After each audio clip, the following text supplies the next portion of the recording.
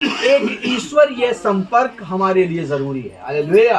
एक ईश्वरीय संपर्क जब आपके पास आता है, जब आप एक ईश्वरीय संपर्क में आते हैं, आपके जीवन के अंदर ईश्वरीय सामर्थ्य आना शुरू हो जाती है। जैसे कि आप अपने घर के अंदर बहने वाले बिजली का करंट जब उसके संपर्क में आते हैं तो जोर का झटका लगता है, और आप जब तक उसके संपर्क में नहीं आते, वह लाइट आपके अंदर नहीं आती, वह करंट आपके अंदर नहीं आता, आप सेफ रहते हैं। लेकिन ये संसार का करंट हमारे आपके लिए टच करने पर, संपर्क करने पर जान लेता है। लेकिन एक स्वर्गीय सामर्थ्य है, एक ईश्वरीय सामर्थ्य है, जब उसके संपर्क में हम आते हैं तो हम और आप प्रज्वलित हो जाते हैं, आशीषित हो जाते हैं, और तमाम बीमारी और रोगों के साथ साथ तमाम अपराधों के द्वारा भी हम क्षमा हो जाते हैं। जो यीशु के द्वारा हमें क्षमा मिली है, कि हमारे अपराध, हमारे गुनाह सब यीशु के द्वारा दूर चले जाते हैं। तो आज का समाचार यही है कि एक ईश्वरीय संपर्क आपके जीवन में कैसे प्राप्त होता है, और एक ईश्वरीय संपर्क कौन दे सकता है। इसके लिए पहला कुरिन्थियों 6 चैप्टर 11 वर्सेस को आप में से कोई जन निकाल कर पढ़े। पहला कुरिन्थियों 6 अध्याय 17वीं आयत, 6:11 नहीं 6:17 पढ़िए। और जो प्रभु की संगति में रहता है, और जो प्रभु की संगति में रहता है, वह उसके साथ एक आत्मा हो जाता है। और वह प्रभु के साथ एक आत्मा हो जाता है। हालेलुया। आप ईश्वरीय संपर्क प्राप्त करना चाहते हैं, लेकिन आप एक गाली देने वाले लोगों के संग, नशा करने वाले लोगों के संग, मोहल्ले बस्ती में चुगली और जलन रखने वाले लोगों के संग यदि संगति करते हैं, और फिर आप संडे को आकर कहते हैं प्रभु मुझे अपना ईश्वरीय संपर्क दे, तो आपको कदापि नहीं मिल सकता। आपको ईश्वरीय संपर्क पाने के लिए, ईश्वरीय सामर्थ्य पाने के लिए, देवीय सामर्थ्य पाने के लिए आपको परमेश्वर से एक आत्मा होना पड़ेगा। परमेश्वर के साथ अपने हाथों को मिलाना पड़ेगा, अपना हाथ उस परमेश्वर के हाथों में देना पड़ेगा। और आप जब उसके संपर्क में आ जाते हैं, परमेश्वर की जो सामर्थ्य है, परमेश्वर की देवीय कृपा है, वो आपके जीवन के अंदर भरपूरी से होने लगती है। और मैं इस समय परमेश्वर के हाथों को, उसके पुत्र के हाथों को आपकी तरफ बढ़ता हुआ देख रहा हूं। और आज यहाँ पर जो कोई व्यक्ति ईश्वरीय सामर्थ्य को ग्रहण करने के लिए अपने हाथों को आज बढ़ाएगा, वो यहाँ पर इसी समय ईश्वरीय सामर्थ्य से भर जाएगा। तो क्या आप ईश्वरीय सामर्थ्य पाना चाहते हैं? प्रभु यीशु मसीह से कहें, प्रभु मैं आज आपके पास आया हूँ, मैं अपना हाथ बढ़ा रहा हूँ, मुझे ईश्वरीय सामर्थ्य दो, और मिलेगा मुझे, विश्वास करता हूँ। आमीन। परमेश्वर आपको आज टच करने वाला है, परमेश्वर अपना हाथ आपके हाथों में देने वाला है। आइए हम लोग यूहन्ना की किताब 10 चैप्टर 30 वर्सेस को हम लोग पढ़ेंगे। यूहन्ना 10 अध्याय उसकी 30 आयत क्या कहती है। और आप जैसे जैसे आयतों में बढ़ेंगे, ईश्वरीय हाथ आपकी तरफ आ चुका है, आप उसको थाम लेंगे। लेकिन आप में से बहुत से लोग ऐसे होंगे जो शुभ समाचार पर यदि मन ना लगाएं, जो परमेश्वर के वचन में यदि मन ना लगाएं, तो दुष्ट आएगा, आपके मन से यह वचन चुन के चला जाएगा, और आप जैसे आए थे वैसे चले जाएंगे। इसलिए यदि आपको परमेश्वर का ईश्वरीय संपर्क चाहिए, पूर्ण तरह से आप वचन में बने रहिए और अपने आप को उत्साह से परमेश्वर के सामर्थ्य से भरे रहिए। 10 चैप्टर 30 वर्सेस पढ़िए। मैं और पिता एक हैं। यीशु मसीह ने कहा मैं और पिता एक हैं। किसी ने पूछा पिता कहाँ है, और पिता को मुझे मिला।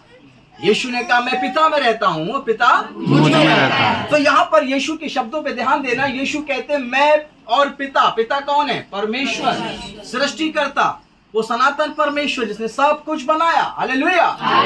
यीशु कह रहा है धरती पर आकर, मनुष्य का अवतार लेकर, कि मैं और पिता एक हैं। आगे यहूदियों ने उस पर पथराव करने को फिर, बस जब यह बात यीशु ने कही तो लोगों को यह बात राज न आई और यहूदियों ने यीशु का पथराव किया। लेकिन यीशु मसीह ने यह बात हम और आपको बताई है कि वो और पिता एक है। इसका मतलब है कि जो परमेश्वर का हाथ है, जो सारी सृष्टि का करता है, उसका हाथ, उसका साथ यीशु के संग है। हालेलुया। उसका संपर्क यीशु के साथ है।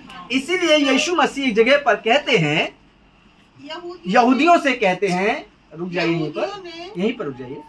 और जो है यीशु मसीह एक जगह पर बाकी के लोगों से कहते हैं और यहूदियों से कहते हैं। यीशु क्या कहते हैं? यीशु कहते हैं जब मैं तुमसे धरती की बातें करता हूं तो तुम समझ नहीं पाते, यदि मैं तुमसे स्वर्ग की बातें करूं तो तुम कैसे समझ पाओगे, कैसे प्रतीति करोगे? हालेलुया। इसका मतलब है यीशु मसीह जो भी कुछ बोलता है वो परमेश्वर के द्वारा बोलता है, परमेश्वर की सुनता और परमेश्वर की कहता है। हालेलुया। जब प्रभु यीशु मसीह ने एक बहुत ही खरा वचन सुनाया, तब उसका एक चेला यीशु के पास आया और बोला, हे रब्बी, हे गुरु, तू ऐसा मत बोल, ये सारे लोग पथराव करेंगे। यीशु ने उसका हाथ झटक के कहा, हे शैतान, मेरे पास से दूर चला जा। क्या तू परमेश्वर के शुभ संदेश में बाधा बनना चाहता है? क्या पिता जो मुझसे कहता है कि मैं लोगों से ना बताऊं, क्या उचित है मैं तेरी बात मानूं? Hallelujah, hallelujah. आप समझें कि यीशु मसीह टोटली अपने पिता के साथ रहता है और पिता जो परमेश्वर है वो अपने पुत्र के साथ रहता है। दोनों का संपर्क है, दोनों एक दूसरे के साथ अटैच है। हालेलुया। मैंने आपको कहा कि आपके पास ईश्वरीय संपर्क होना जरूरी है और यीशु मसीह के पास जो आपका और हमारा मुक्तिदाता है सारे जहां का, उसके पास परमेश्वर का संपर्क है। हालेलुया। उसका हाथ परमेश्वर के हाथ में रहता है और परमेश्वर उसमें और वो परमेश्वर में रहता है। हालेलुया। अब हम 30 वर्सेस को पूरा कर देंगे। दोबारा पढ़िए। मैं और पिता एक हैं। हाँ, बस। हालेलुया। इतनी सी बात काफी है, मैं और पिता एक हैं। अब आप यीशु के साथ 2 कुरिन्थियों 6 का 16 पढ़ लीजिए। 2 कुरिन्थियों 6 चैप्टर 16 वर्सेस 6 का 16। और मूर्तियों के साथ परमेश्वर का मंदिर क्या संबंध? हाँ, क्या लिखा है? परमेश्वर का मूर्तियों के साथ क्या संबंध? आगे। क्योंकि हम तो जीवते परमेश्वर के मंदिर हैं। और हम और आप तो जीवते परमेश्वर का मंदिर हैं। हालेलुया। यीशु मसीह जिंदा और जीवित है। यीशु मसीह मारा गया, गाड़ा गया, तीसरे दिन जिंदा हो गया और जिंदा होने के बाद कैफा और उसके संग उसके यीशु के चेलों को वो दिखाई दिया।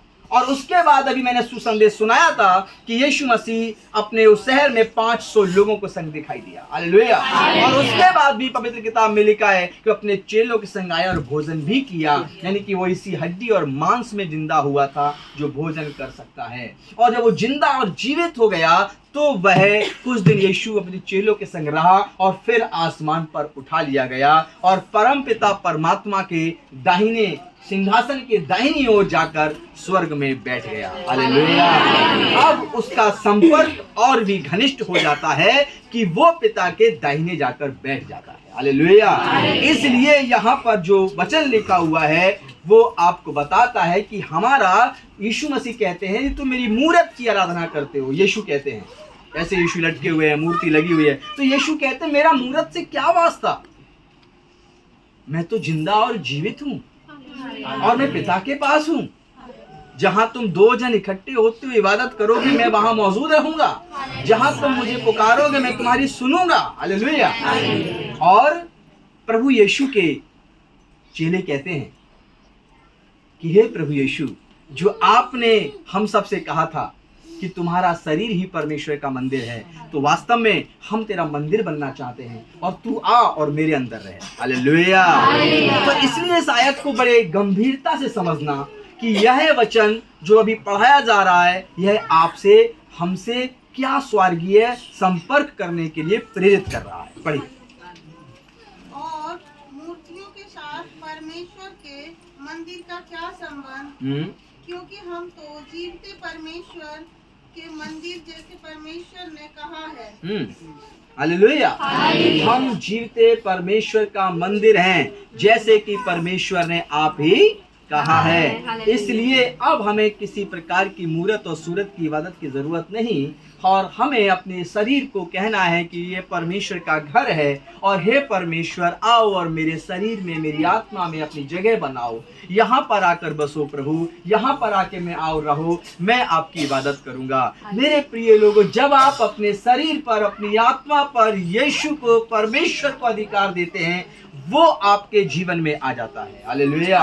वो आपके जीवन में पहुंच जाता है। जब कोई आपके घर में आए और आपका घर का दरवाजा आप खोलें और उसको घर के बाहर ही चेयर डालकर बिठा दें, तो क्या आप कहेंगे कि वो व्यक्ति आपके घर के अंदर आया था? नहीं। आप उसको बाहर से बात करें, बाहर से वापस कर दें, तो क्या कभी कह पाएंगे कि वो मेरे घर के अंदर आया और बैठा? नहीं। तो जो मूर्ति आराधना है वह बाहरी सेवा है। यीशु मसीह के आगे मोमबत्ती जलाने से आपकी इबादत पूरी नहीं होती, बल्कि यीशु को अपने अंदर प्रवेश कराने से आपकी इबादत पूरी होती है। और यही बात यह किताब के अंदर मौजूद है जो अभी आपके सामने पढ़कर सुनाई गई है। इसका मतलब है कि यीशु ने जो कहा था, तुम्हारा शरीर परमेश्वर का मंदिर है, इसलिए जितना इस शरीर को आप प्रभु यीशु के लिए तैयार करते हैं, परमेश्वर के लिए तैयार करते हैं, अपने तमाम बुरे कामों से, व्यभिचार, चोरी, हत्या, पराई स्त्री गमन, लुचपन, मूर्ति पूजा, टोना, जादू, लालच, जलन, घृणा, गाली देना, पियक्कड़पन, इन सब चीजों से आप जब अपने मन को फिरा लेते हैं,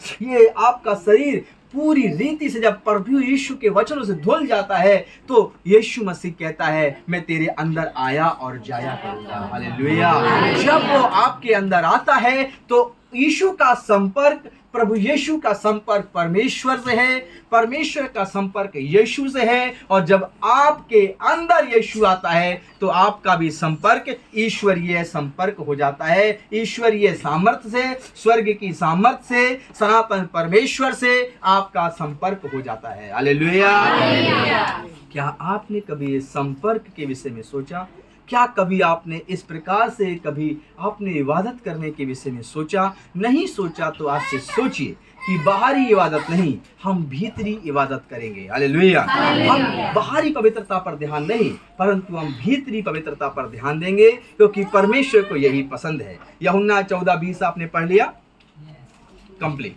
अब पढ़ेंगे 2 कुरिन्थियों 3:5 क्या कहता है। 2 कुरिन्थियों 3 अध्याय 5वीं आयत।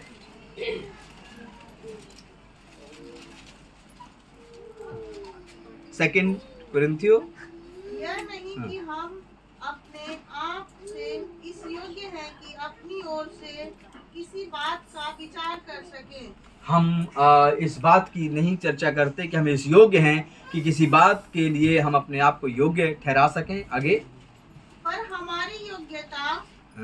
हमारी आपकी योग्यता परमेश्वर की ओर से है। Praise the Lord. यहाँ पर परमेश्वर का वचन कहता है कि हम अपने आप को योग्य नहीं ठहरा रहे हैं, लेकिन हमारी योग्यता परमेश्वर की ओर से है। हालेलुया।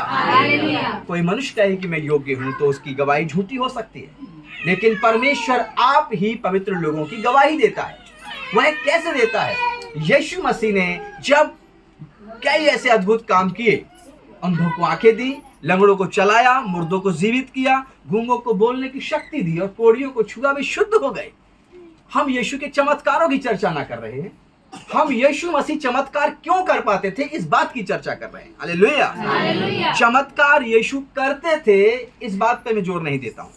मैं आज इस बात पे जोर दे रहा हूं कि यीशु मसीह चमत्कार क्यों कर पाते थे, कैसे कर पाते थे, यीशु मसीह के अंदर क्या चीज थी जो वो सारे चमत्कारों को करते थे। यीशु मसीह के पास परमेश्वर का संपर्क था, ईश्वरीय उनके पास क्या था? संपर्क था। हालेलुया। परमेश्वर उनसे प्रसन्न था, उनका शरीर ही परमेश्वर के निवास स्थान के लिए बनाया गया था, और यीशु मसीह के अंदर परमेश्वर तत्व रहता था। और अर्थात यह बात यीशु मसीह ने अपने चेलों से कही कि मैं पिता में रहता हूं और पिता मुझ में रहता है। और यहाँ पर भी अभी पढ़ा था कि मैं और परमेश्वर एक हैं, मैं और पिता एक हैं। और यह बात बताती है कि यीशु मसीह की गवाही स्वयं परमेश्वर ने दी, क्योंकि जिसके संग परमेश्वर ना हो वह ये काम नहीं कर सकता। हालेलुया।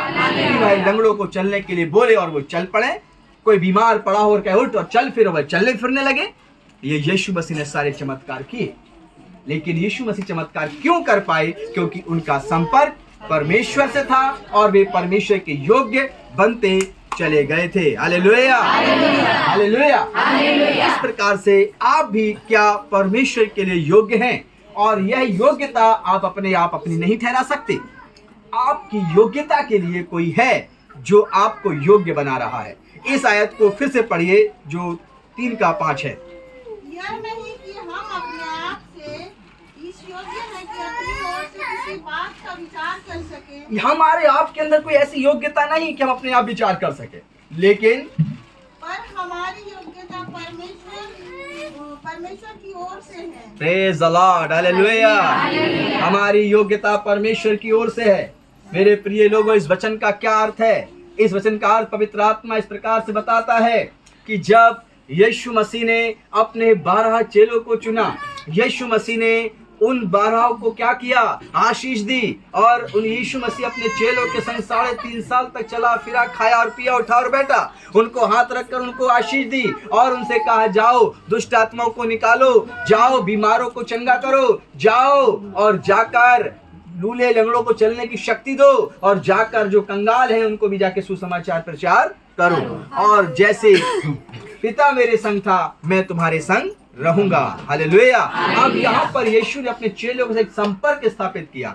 चेलों ने यीशु मसीह के हाथों को अपने हाथों में रखा और वह संपर्क ट्रांसफर होता है, वह सामर्थ्य ट्रांसफर होती है। और इस प्रकार यीशु मसीह के चेले भी वही अद्भुत काम करते हैं जो प्रभु यीशु मसीह करता था। यीशु मसीह के चेले में पौलुस कहता है, मैं इस योग्य नहीं हूँ, मैं तो एक पापी और डींग मार व्यक्ति था, मैं तो एक ऐसा व्यक्ति था जो अपने पद और तमाम चीजों के घमंड में चूर था, लेकिन मुझे मेरे पापों से शुद्ध करने वाला यदि कोई है तो वो प्रभु यीशु मसीह है। इसलिए पौलुस कहता है, मैं इस योग्य नहीं कि मैं इस काम को कर सकूं, लेकिन यीशु इस योग्य है जो मुझ में आकर ये काम करता है। हालेलुया। तो हमारी कोई योग्यता नहीं है, हमारी योग्यता यदि कोई है तो वो यीशु मसीह है। हालेलुया। यदि आप यीशु मसीह के हाथों में अपना हाथ दे देते हैं, यदि यीशु मसीह के हाथों में अपने जीवन को दे देते हैं, तो वह हमें और आपको योग्य बनाने के योग्य है, क्योंकि उसने सब कुछ पूरा कर दिया है। हालेलुया।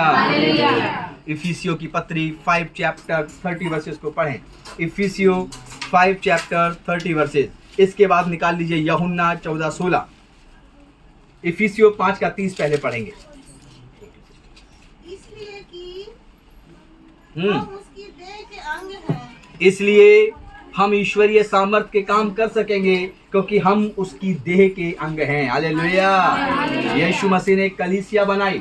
यीशु मसीह ने कहा, मेरे सुसमाचार को सुनने के लिए एक स्थान होगा, और जो सुसमाचार सुनने के लिए वो स्थान होगा, और उस स्थान का नाम है कलीसिया। हालेलुया।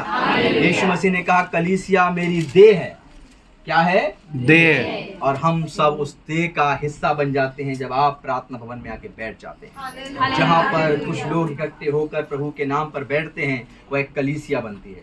और पवित्र बाइबल में यीशु ने कहा, कलीसिया मेरा देह है, मेरा शरीर है। हालेलुया। और इसीलिए यहाँ पर लिखा हुआ है, क्या लिखा हुआ है? इसलिए कि हम उसकी देह के अंग हैं। अब बात समझिए कि उसकी देह का अंग, यानी कि अब किसी व्यक्ति की किडनी खराब हो चुकी है, डॉक्टर कहते हैं कि तुम्हारी किडनी खराब है, अब किसी और की किडनी चाहिए। उसकी किडनी और इसकी किडनी के बीच में मैचिंग की जाती है, मैच हो जाता है, उसकी किडनी निकाल कर इस बीमार व्यक्ति को दे दी जाती है और बीमार व्यक्ति जीवन पा लेता है। ऐसा ही होता है। यस। बोलिए हालेलुया। हालेलुया। अब समझिए कि वो शरीर के अंग में मैचिंग हुई, अब वो मैच हुआ, वो जीवन पा गया। यीशु मसीह पवित्र है, महापवित्र है। यीशु मसीह में जीवन रहता है, यीशु मसीह में चंगाई है, यीशु मसीह में शिफा है। और जब उसकी देह में हमारी देह मिक्स कर दी जाती है, तो उसकी देह इस योग्य है कि हमारी देह में जब मिले तो हमारे पाप, हमारे रोग, हमारी तकलीफों को वह पल भर में जुड़ते ही दूर कर देता है। हालेलुया। हटा देता है हमारे साथ।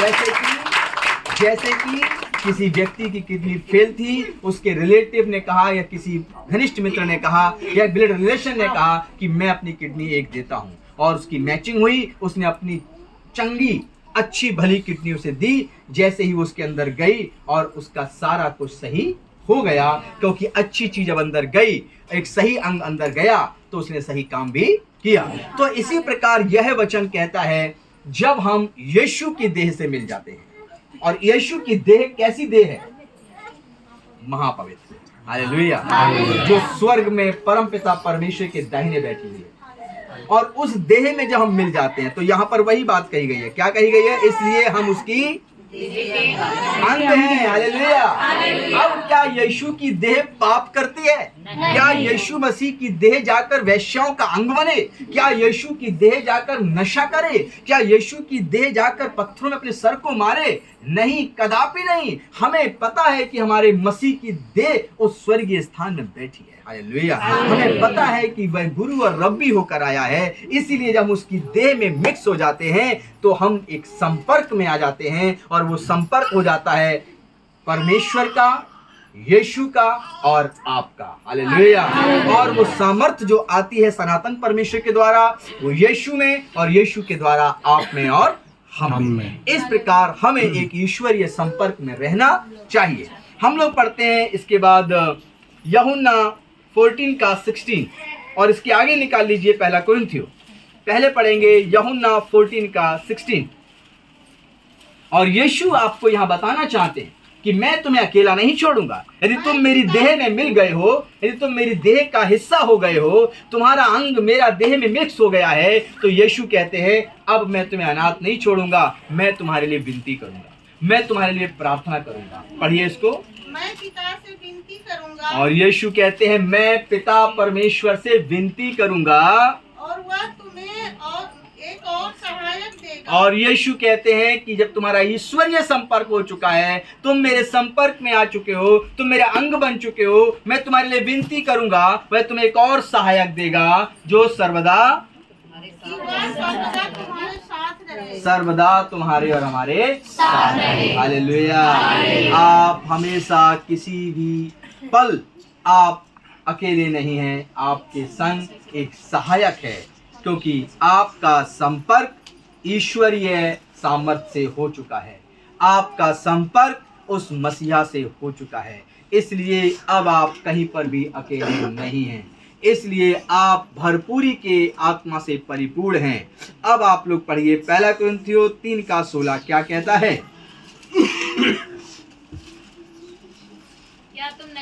क्या तुम नहीं जानते कि तुम परमेश्वर का मंदिर हो? क्या लिखा है? क्या तुम नहीं जानते कि तुम परमेश्वर का मंदिर हो? यहाँ पर जितने लोग बैठे हैं वो एक दूसरे से बोले क्या तुम नहीं जानते? बोलिए एक दूसरे से, इनसे ही बोलिए क्या तुम नहीं जानते कि तुम परमेश्वर का मंदिर हो? अब आप लोग बोलिए आपस में, हाँ हम जानते हैं, आज जान गए हैं कि हम परमेश्वर का मंदिर हैं। हालेलुया। यदि आप परमेश्वर का मंदिर है तो परमेश्वर आप हैं। हालेलुया। यदि आप परमेश्वर का मंदिर है तो परमेश्वर अपने मंदिर में रहता है मेरे प्रिय लोगों। और जब परमेश्वर अपने मंदिर में रहता है तो आप देवीय सामर्थ्य में, आप एक ईश्वरीय संपर्क में, आपका कोई भी बाल बांका नहीं हो सकता, कोई रोग आप पर हावी नहीं हो सकता, कोई उदासी अकेलापन आप पर हावी नहीं हो सकता, कोई नशा पाप विचार आप पर हावी नहीं हो सकता।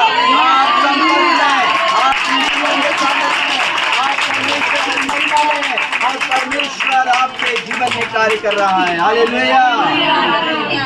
परमेश्वर आपसे चाहता है कि जब आप परमेश्वर का मंदिर हैं तो आज आप अपने मंदिर में प्रभु को इनवाइट करिए। आइए मेरे साथ मिलकर प्रार्थना करिए। हे मेरे महान परमेश्वर, मैं जान गया हूँ कि मैं तेरा मंदिर हूँ।